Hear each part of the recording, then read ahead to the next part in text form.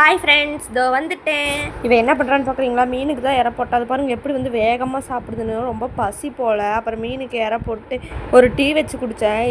இந்த டீ குடிக்கலன்னா அந்த நாள் ஃபுல்லாக என்னமோ கிறுக்கு பிடிச்ச மாதிரி இருக்கும். இப்போ தெரியுதா இந்த பையலை ஏன் நான் நாடு பல்லுக்காரன்னு சொல்கிறேன்னு? அவன் பாருங்கள், அவன் மூஞ்சில் தூக்கம் கூட தெரியல. அப்படியே தூங்கி எந்திரிச்ச காலம் அப்படியே மூஞ்சில் தெரியுது. அப்பயும் அந்த ஆரஞ்சு எடுத்து அவன் பல்லை எப்படி பதிச்சிருக்கான் பாருங்கள். அதை பிடுங்கினதான் அவனுக்கு கோவம் வர வந்துருச்சு. அப்புறம் மதியத்துக்கு என்ன செய்யலான்னு பல மணி நேரம் யோசனைக்கு பிறகு எனக்கு ஞாபகத்துக்கு வந்தது பருப்பு தான். நான் மட்டும் தான் இப்படியா இல்லை எல்லாரும் இப்படி தானா? பல மணி நேரம் உட்காந்து யோசிச்சுட்டு இருப்பேன் என்ன செய்யலான்னு. அப்புறம் கடைசியில் பார்த்தா பருப்பு குழம்பு தான். சரி, இன்னைக்கு பருப்பு வேக வச்சுட்டு தம்பிக்கு அதுலேயே எடுத்துடலான்னு பார்த்தா அப்புறம் மறந்துட்டேன். பருப்பு குழம்பு கூட முட்டைக்கோஸ் செஞ்சுக்கலான் இருந்தேன்.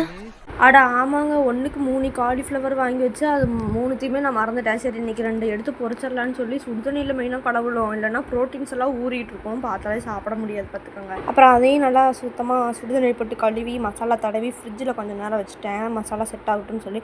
அப்புறம் எடுத்து பொரிக்கிறப்ப அது பொரிச்சுட்டு அந்த சட்டியில் திருப்பி பார்க்குறேன், காணோம். ஏன்னா என் வாய்க்குள்ளே போயிட்டுருக்குங்க. அப்புறம் ஒரு வழியாக எல்லாத்தையும் வச்சு முடிச்சுட்டேன். சாம்பாரையும் வச்சுட்டேன், முட்டைக்கோசையும் வச்சுட்டேன். தம்பிக்கு வந்து பருப்பு எடுக்க மறந்துட்டேன் இல்லையா, அதனால் இன்றைக்கி பால் சாதம் கொடுத்துடலான்னு சொல்லி பால் சாதம் தான் கொடுத்தேன்.